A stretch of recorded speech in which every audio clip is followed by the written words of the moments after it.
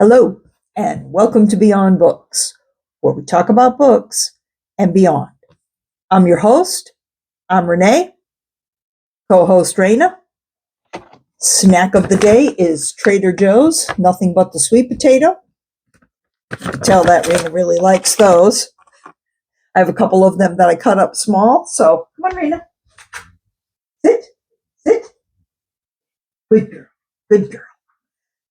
So she's ready to go and get those sweet potatoes. Look at her go. She loves those things. Okay, so what are we going to talk about today? Today I'm going to talk about all the books that I read in January. Now, there are quite a few. I had a great reading month. So let's just go ahead and jump right in. Now, first, I finished a book that I actually started in December. It seems like a long time ago now for some reason. But anyway, that book is Tampa Heat by Thad Diaz. And this book is about a Tampa firefighter. It is written by a Tampa firefighter. And I've talked about this now, I think, a couple of times. I picked it up when I was in Florida visiting, and I took a picture with the author, and I did a post about that and stuff like that. It's the first of a series, and it was very good. So I do hope to be able to read more from the series in the future, and I will put a link in my description to Mr. Diaz's website if you want to take a look at those. Raina, do you think you could go over here a little bit? Come here, baby. Look, come on over here. Come on over here. Good girl. There you go. Good girl. She's squeezing me out of the frame here. I guess she wants to be the host, which that doesn't surprise me at all. So next, I read The Only Kayak by Kim Heacox. And this is a nonfiction book. It's a memoir.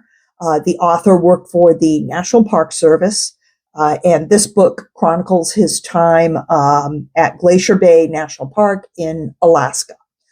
He also talks a bit about his personal life in the book, his adventures in the area, kayaking with his wife and their friends and things like that. It was a good read. It was an interesting read.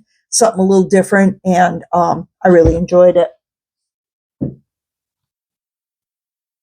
So next is a wonderful book. This was a buddy read with Daniela of Uncommon Reader. It is The Lincoln Highway by Amor Towles. This is fiction. It is literary fiction. It's very highly character driven. The characters are very engaging, very intriguing. Now, this book takes place over a period of 10 days.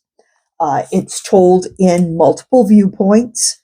And basically what we have here is kind of like a chase and catch-up situation, leading to a showdown or confrontation kind of between two characters that are on a train and two that are in a car. Sorry, needed a minute because I started coughing. Anyway, two characters are on a train, two characters end up in a car. And so they're, kind of doing a catch up to a confrontation. It's a very charming story. It is nostalgic, and it's just a fun ride. I will have a full review of this out soon. Daniela and I will post our reviews at the same time, and that way you can get both our takes on this book. So next up was a story by James Baldwin. It is Go Tell It on the Mountain. I did a full review of this book as a banned book. It is in the video with the review of Perks of Being a Wallflower, which I also read this month. I'll link that video below. I had wanted to read some Baldwin this year, so I purchased this anthology. I'd very much like to read, probably at least one other novel from here this year. Daniela and I are actually talking about maybe reading Giovanni's Room at some point as a buddy read. So, probably that won't be for another couple of months, but yeah, hopefully we can get to that.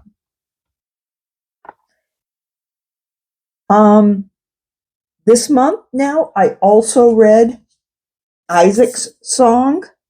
Let me get Raina a treat here. I also read Isaac's Song by Daniel Black. Again, I enjoyed this very much. It was the book of the month for January. So I did, again, a full review of this in a video, and I will link that below. Now, this is like a companion read to one of Daniel Black's other books. It is called, I have it here, sorry. It is called Don't Cry for Me, which has basically the same characters. And if I'm reading this correctly, I believe that it's just a different time frame, and it's from a different perspective. Now, this is a father-son relationship story, and it was very, very good. So I still need to read this one, which, hopefully I will be able to get to soon.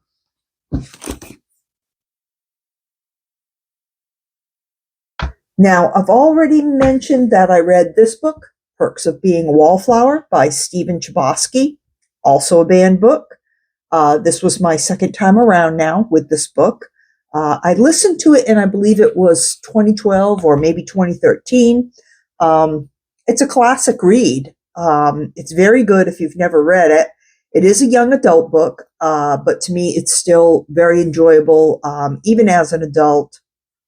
And again, I will link that video below. It has the review of Go Tell It on the Mountain as a banned book and Perks as being a banned book. Next, I went to an old standby, Mr. John Grisham. I've had this book for a year, and I finally read it. This is The Exchange. It is the sequel to The Firm. Now, the question that you're going to have is, do you have to read The Firm before you read this book? And here's what I'd say to that. Basically, the answer is no. You could read either one as a standalone, but for all intents and purposes, here's what's going to happen. If you read this first, it kind of gives away the plot of The Firm, so just be aware of that. But then again, let me say this one more thing. The plot of The Firm is kind of one of those situations where we know the plot, or we know the situation, the setup kind of almost right away in the book. It's just how it unfolds that the story really is. So, you'd kind of have the gist of it pretty quickly, even if you were to read The Firm first. If that all makes sense, I don't know.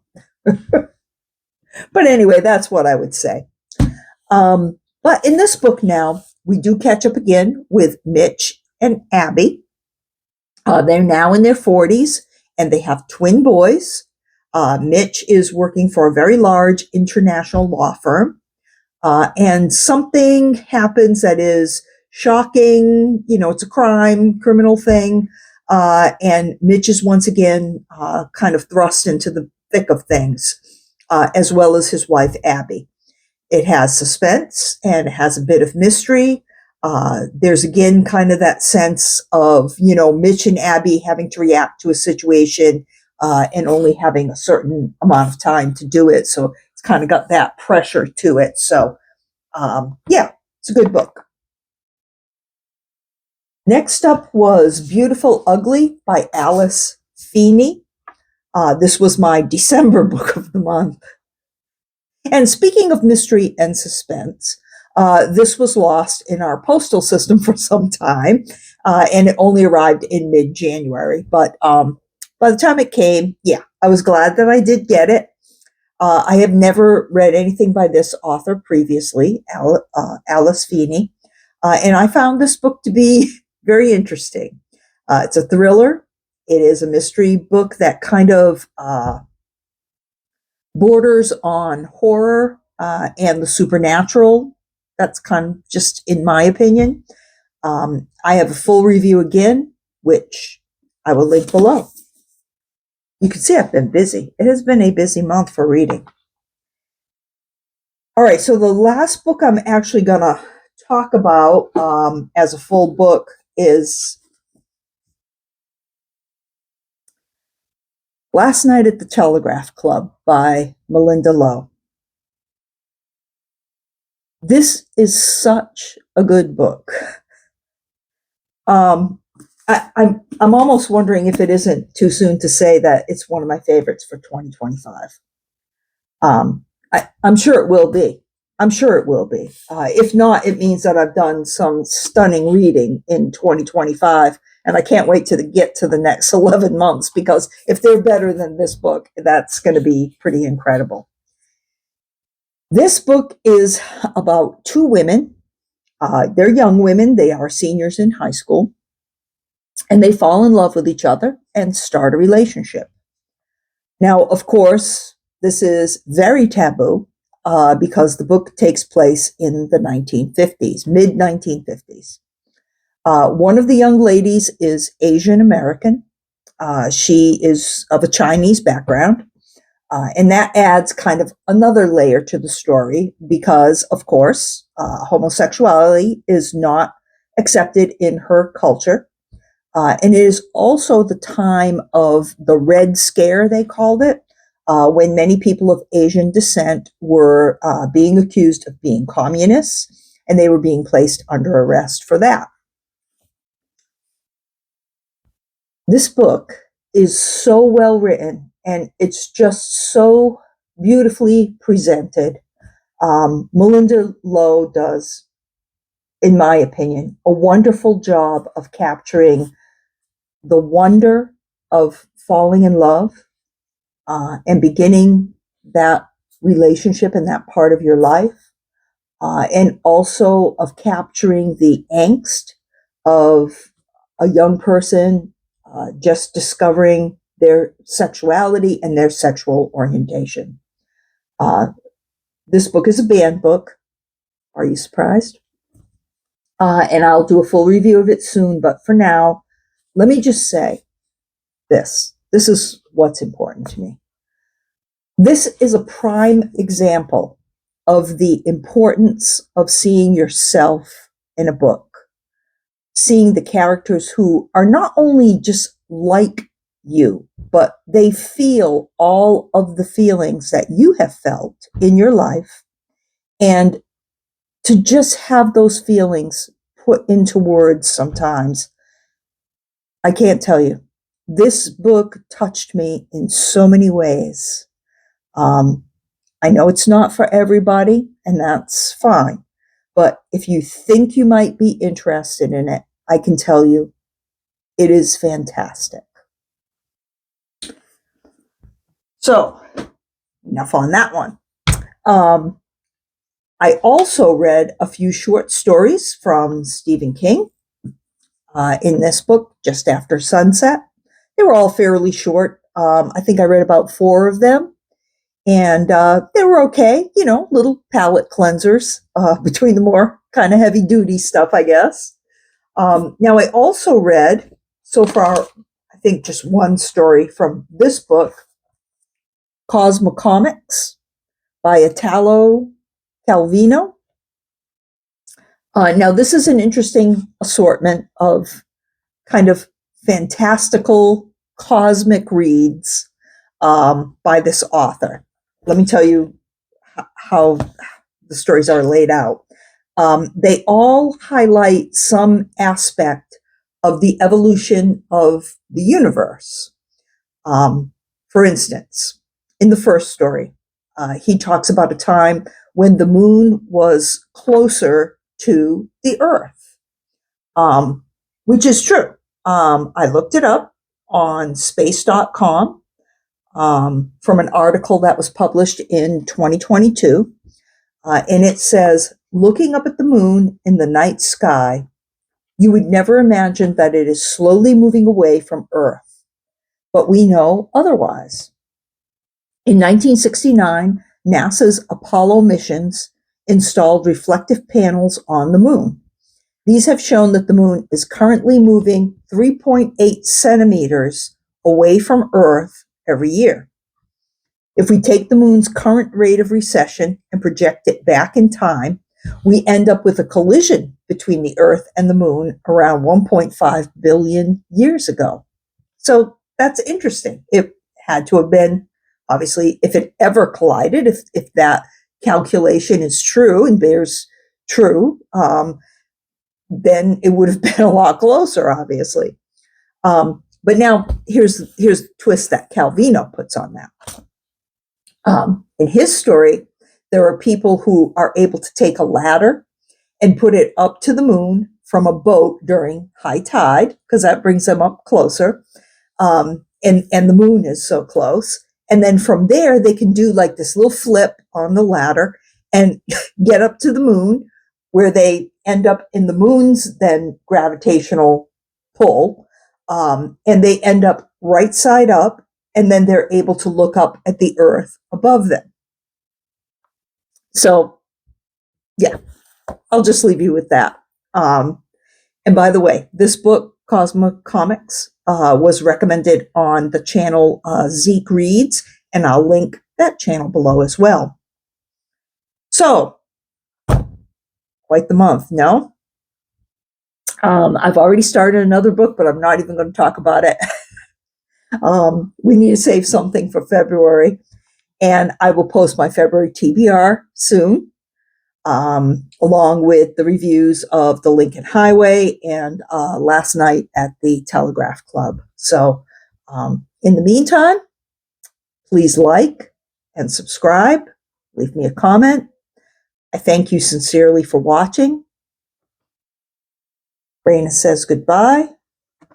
Let's give Raina one more treat. Raina says goodbye. Thank you for watching and have a great day.